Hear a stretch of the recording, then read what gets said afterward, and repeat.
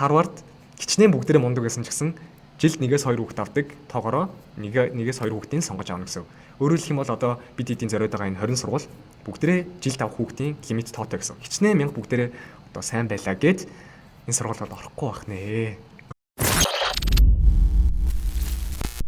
За одоо та нарыг юу гэж бодож байгаа би таа заяа. Окей, би ойлгочлоо. Америк өргөдлийн процесс чинь бодсон шиг энгийн биш юм байна. Тэг ингээ хийх бодох олон юмнууд байгаа юм байна. Гэтэ энэ бичлэгний нэр чинь чи Америк өргөдлийн процесс бүтлгүүтэх боломжгүй гэсэн шүү дээ. Тэг би яг тэнцэж чадах юм уу? Би 100% тэтгэлтэй орж чадах уу? Гэт миний нууц сайдлыг хүлээж байгаа бах тий.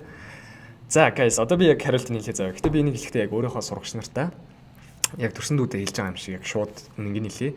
Ерөнхийдөө чи бараг л тэнцэхгүй болоо да. Хэцүү дээ. За одоо 50 заяа. Би яг яагаад гэдгийг тайлбарлая.